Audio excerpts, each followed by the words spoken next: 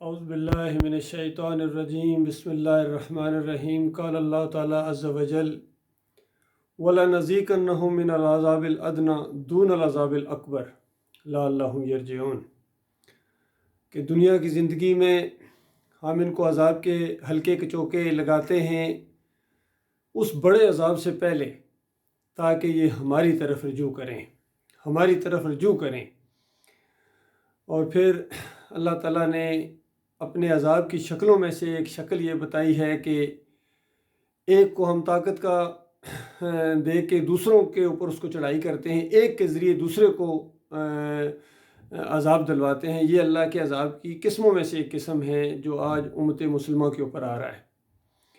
اس سلسلے میں آج کل جو سوشل میڈیا کا یہ ماحول ہے، ملکی حالات سننے کا موقع ملتا ہے، بہت ہی زیادہ دل کڑتا ہے اور ترس آتا ہے ان کے اوپر، پھر غصہ بھی آتا ہے کہ دیکھو انہوں نے اسی کے ساتھ بگاڑی ہوئی ہے جس کے ہاتھ میں ان کی مشکلات کا حل ہے، اور جس وجہ سے اللہ کا عذاب یہ آ رہا ہے ان کے اوپر، اسی کے اندر یہ آگے بڑھتے جا رہے ہیں۔ پہلے یہ ایک ویڈیو سنیے، پھر اس کے اوپر انشاءاللہ میں تبصرہ کروں گا۔ تک ان کا مقابلہ کروں، کوئی مجھے نہ جیل اور نہ یہ جو ڈراتے رہتے کوئی فکر نہیں ہے۔ اللہ نے ایمان دیا ہے، ایمان کی قوت دی ہے، اور سب سے بڑی قرآن کی آیت ہے کہ جو لوگ ایمان لے آئے اللہ ان کے خوف دور کر دیتا ہے، ان کو آزاد کر دیتا ہے۔ میں ایک آزاد انسان ہوں، میں کبھی غلامی کسی کی نہیں مانتا، میں لا الہ الا اللہ میرے دل میں ہے۔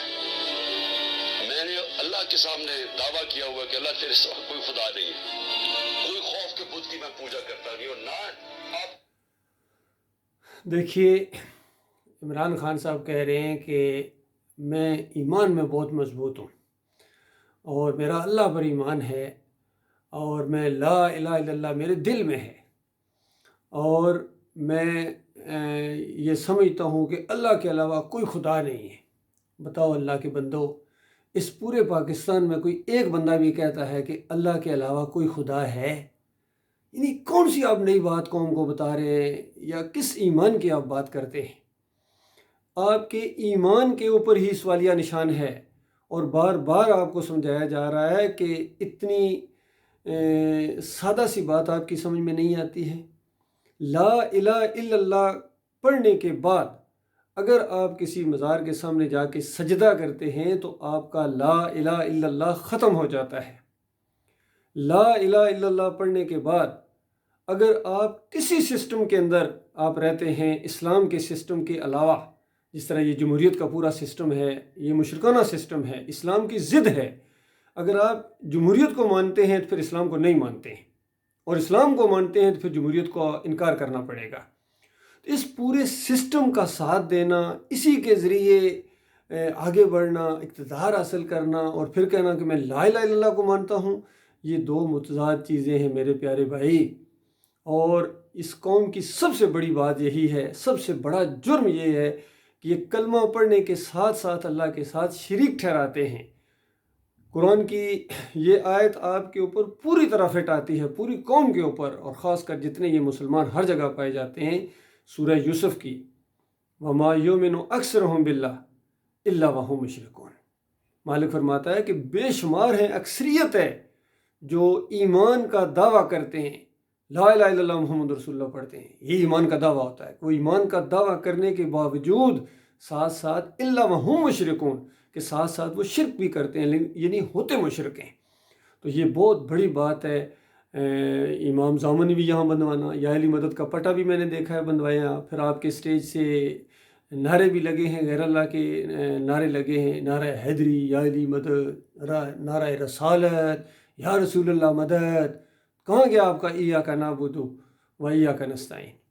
اسی طرح میں نے اس غربت کے دور میں، مہنگائی کے دور میں کتنے غریبوں کو یہ بات کہتے ہوئے سنا ہے کہ 4 دن سے فاقے ہیں، اور ہمارے گھروں میں چولہا نہیں جلا ہے، بھوک ہے، بچے ترس رہے ہیں، یہ ہے وہ ہے، اور ساتھ ہی یہ کہ اب داتا صاحب جا رہے ہیں وہاں سے لنگر جا کے کھائیں گے۔ بھائی لنگر کھانے ہی کی وجہ سے تو یہ نوبت آئی ہے۔ عوام جیسی ہوتی ہے ان کے حکمران، ایسے ہی اللہ تعالیٰ ان کے اوپر مسلط کرتا ہے۔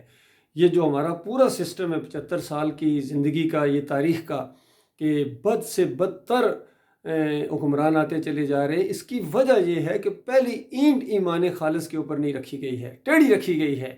اس سے پہلے میری ویڈیوز کے اندر میں اس کی نشاندہی کر چکا ہوں کہ پہلی اینٹ رکھنے والے نے بھی اپنے ایمان کی خرابی کا اظہار کر دیا۔ اس نے کہا میں اکیلا نہیں بنا سکتا تھا اس پاکستان کو، یہ تو رسول اللہ صلی اللہ علیہ وسلم نے کچھ مدد کی ہے، وہ آ کے ان کی فیض کی وجہ سے ہوا ہے۔ تو پہلی اینٹ ہی شرک کے اوپر رکھی گئی اللہ کے بندوں، اور بڑے بڑے علماء اس کی گواہی دیتے ہیں ہاں ایسا ہی ہوا ہے۔ تو یہ سارے کے سارے شرک کے اوپر قائم ہیں، اور بہت بڑی یہ جہالت ہے۔ اور یاد رکھیے اللہ کے عذاب کا کوڑا رک نہیں رہا آپ کے اوپر، اب بھی آپ کی آنکھیں اگر آپ نہیں کھلیں گی تو پھر کبھی بھی نہیں کھلیں گی۔ اور یہ بہت ہی ہلکے عذاب ہیں، یہ مہنگائی ہو جانا، یہ پکڑ دکڑ، کبھی فواد چودھری جناب جیل میں جا رہے ہیں، کبھی فلاں حضرت جا رہے ہیں، یہ ہو رہا ہے وہ ہو رہا ہے، اور آگے سے پھر باہر نکلتے ہیں، جیلوں سے باہر نکلتے ہیں، وکٹری کے نشان بنا کے نکلتے ہیں۔ تو یہ بس یہی کھیل ہم دیکھ رہے ہیں۔ جو جیل میں جائے گا، اگر کرپشن کی وجہ سے بھی جیل میں جائے گا تو وکٹری کا نشان بنا کے باہر نکلے گا اور کہے گا میں نے دہلے کی کرپشن نہیں کی ہے۔ کوئی ماننے کے لیے تیار نہیں ہے۔ تو جو اپنی کرپشن ماننے کے لیے تیار نہیں ہے وہ اپنا شرک کیسے مانیں گے؟ کوئی شرک ماننے کے لیے تیار نہیں ہے۔ جب انہوں نے سجدہ کیا تھا وہاں گنج شکر جا کے، تو کامران اینکر نے ان سے انٹرویو بھی لیا، حالانکہ وہ خود سارے عقیدے کی خرابیوں میں، لیکن انہوں نے ایک سوال کیا کہ دیکھو آپ نے وہاں جا کے سجدہ کیوں کیا ہے؟ تو عمران خان صاحب نے کہا کہ دیکھو وہ سجدہ وہ شرک والا نہیں ہے، میں تو لا الہ الا اللہ محمد رسول اللہ پڑھتا ہوں، تو لا الہ الا اللہ محمد رسول اللہ کیسے پڑھنے والا کیسے شرک کر سکتا ہے؟ بھائی نہیں کر سکتا ہے، یعنی وہ اس کو سجدہ نہیں کرنا چاہیے، اس کو یا علی مدد کے نعرے نہیں لگانے چاہیے، اس کو یا علی مدد کا پٹا نہیں بنوانا چاہیے، اس کو عرس اور میلے نہیں کرنے چاہیے، مزاروں کو قائم رکھنا نہیں چاہیے، کیونکہ وہ لا الہ الا اللہ پڑھتا ہے۔ تو کون ہے جو اس دعوت کو اٹھائے گا؟ یہ اصل مسئلہ ہے۔ جب تک یہ مسئلہ آپ حل نہیں کرتے ہیں آپ کے کوئی مسئلے حل نہیں ہو سکتے ہیں۔ آپ حقیقی آزادی کیا، آپ حقیقی غلامی کے اندر جا رہے ہیں۔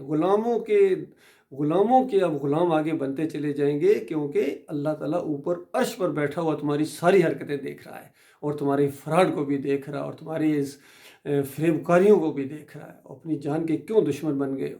کسی ٹائم آپ کی زندگی ختم ہو سکتی ہے، اور ویسے بھی آپ کی زندگی کو بہت زیادہ خطرہ ہے، کیونکہ اس جنگ کے اندر تو خطرہ ہوتا ہے، ویسے بھی زندگی کسی کی بھی کسی وقت جا سکتی ہے، لیکن آپ تو خود کہتے ہیں کہ میری جان کو خطرہ ہے اور مجھے پتہ نہیں قتل کرنے کے منصوبے بنائے جا چکے ہیں، اور یہ تو اب بھی کیا وقت نہیں آیا کہ واپس لوٹیں؟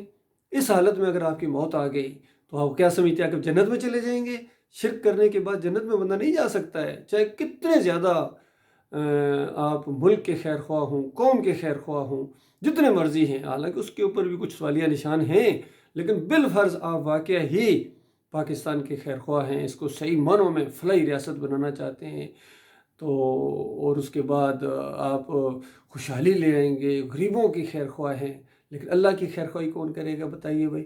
ایمان کا معاملہ تو نہیں ہے یہاں، تو شرک کے اندر سارے ایک ہی کشتی کے اندر مسافر ہیں، دائیں طرف بیٹھے ہوئے گدی نشین آپ کے، بائیں طرف بیٹھے ہوئے کہ فلاں گدی نشین ہے۔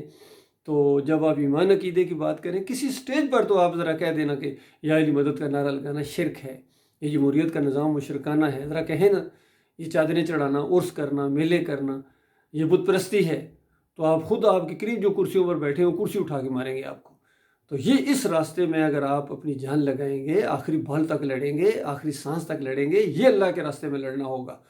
باقی یہ کہنا کہ میں اس جمہوریت کے راستے میں آخری سانس تک لڑوں گا، تو یہ کس کو دکھا رہے ہیں؟ آپ سے زیادہ جمہوریت پسند لوگ آتے رہے اس ملک کے اندر بھی اور پوری دنیا میں، تو اس کے بعد اپنی باری ختم کر کے چلے گئے، وہاں ناکامی ہوگی، ہمیشہ کی بربادی اب ان کے حصے میں آ گئی۔ کیا وہی کرنا چاہتے ہیں؟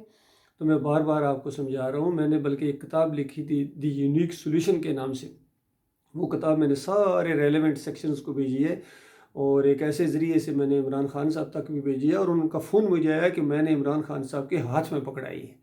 اب اس کے بعد پڑھنے کے بعد بھی اس کے اندر سارا یہ جمہوریت کا سسٹم لکھا ہے کہ یہ مشرکانہ نظام ہے، اور اس کے راستے میں اس فیلڈ میں آپ کبھی کامیاب نہیں ہو سکتے ہیں، کیونکہ یہ پرانے کھلاڑی ہیں، سارا کا سارا سسٹم ہی ایسا ہے۔ اس سسٹم کے اندر رہ کے آپ جتنا مرضی کوڑتے رہیں، جو مرضی کریں، ہر نیا دن، ہر نیا ماحول جو ہے ایک نئی سٹوری لے کے آپ کے سامنے آتا ہے، اور پھر آپ کبھی پریس کانفرنس کرتے ہیں، کبھی ادھر قوم سے خطاب کرتے ہیں، کبھی یہ کرتے ہیں، کبھی وہ کرتے ہیں، اسی طرح وقت گزرتا جا رہا ہے، اور ایک دن آئے گا، آخری سانس آئے گا، اور ایمان خالص جس کے لیے آپ پیدا کیے گئے، جس کے لیے آپ کو کوشش کرنی چاہیے، وہ تو آپ نے سٹیپ بھی نہیں اٹھایا، تو اس کے بعد ہمیشہ کی بربادی ہے۔ یہ قوم کے ساتھ آپ کی خیر خواہی نہیں ہے، یقین کیجئے یہ وہی پرانا جال ہے جو نئے انداز سے لایا جا رہا ہے۔ اس سے پہلے بھی آتے رہے ہیں، پھر سونے کے دروازے لگانے والے، عرس اور میلے کرنے والے۔ پھر میں پوچھتا ہوں، آپ کے کندھوں کے اوپر قرضے ہیں، کبھی آپ نے یہ بیان دیا ہے کہ یہ مزار کے اوپر سونے کا دروازہ کیوں لگا ہوا ہے؟ اس کو کھیڑو، بیچو، اور پھر ٹائلیں اور سنگ مرمر اور پھر کتنی چادریں، کتنا خرچہ شرک کے راستے میں، اتنا خرچہ آ رہا ہے، کتنا سفر کیے جا رہے ہیں شرک کے راستے کے اندر، کفر کے راستے کے اندر۔ پھر دین کا ایک پورا نظام ان کا یہ مشرکانہ، اور کوئی بریلوی ہے، کوئی دیوبندی ہے، کوئی اہل حدیث ہے۔ تو بتاؤ اللہ کے بندو، کب ان سے نکلو گے؟ کیا مرنے کے بعد موقع ختم ہو جائے گا؟ واپسی تو نہیں ہے۔